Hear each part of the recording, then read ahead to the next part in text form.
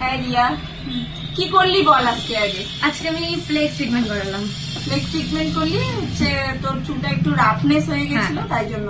Last time তুই আমার কাছে কি করছিলি বল? লাস্ট টাইম আমি অয়েল থেরাপি করেছিলাম। অয়েল থেরাপি করেছিস? আজকে স্ক্যাল্প ট্রিটমেন্ট। স্ক্যাল্প ট্রিটমেন্ট করেছি, অয়েল থেরাপি। তোর চুলটা দেখ এখনো অ্যাজ ইউজুয়াল। আমি কবে করিয়েছিলাম?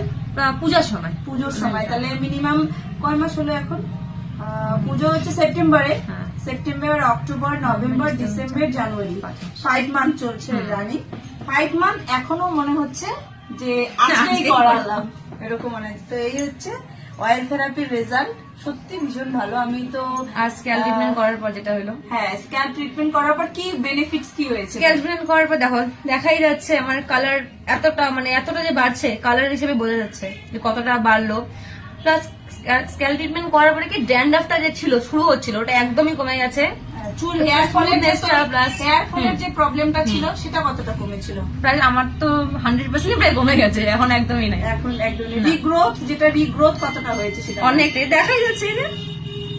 এই জায়গাটা একটু ফাঁকা ফাঁকা হয়েছিল, এখন বোঝাই যাচ্ছে গ্রোথ হয়ে গেছে। একদম মনেই হচ্ছে না যে তোমার এই জায়গাটা ফাঁকা ছিল। এই জায়গাটা কিন্তু বিশেষ করে যেগুলো এগুলো সব রিগ্রোথ হেয়ার ছিলই না আমার প্রায়। হ্যাঁ সেটাই সাইড পুরো এটাই। তো স্ক্যাল্প ট্রিটমেন্টের বেনিফিটস হচ্ছে তোমার একটা হচ্ছে হেয়ার ফলের প্রবলেমটা সলিউশন হয়, ড্যান্ড্রফ থাকলে সেটাও সলিউশন হয়ে যায়। আর রিগ্রোথের রেজাল্ট হচ্ছে এই যে এগুলোই হচ্ছে রিগ্রোথের রেজাল্ট। আর সিথিটা দেখলেই বোঝা যায় যে কতটা ঢেকে গেছে, আগে কতটা ফাঁকা ছিল আর এখন কতটা ঢেকে গেছে, এইটাই। তো চলো ঠিক আছে, thank you for the compliment and thank you for the review. সত্যি খুব সুন্দর আছে। সিরিয়াসলি রশনি একটু দেখা হেয়ারটা, পিছনটা দেখা একটু, যে এখনো দেখো কতটা মানে স্ট্রেট লুকটা কত পরিমাণ আছে। এখনো মনেই হয় না যে ও 5 মাস আগে আমার কাছে অয়েল থেরাপি ট্রিটমেন্ট নিয়েছে, মনে হচ্ছে যে আজকেই আমি ওর করালাম।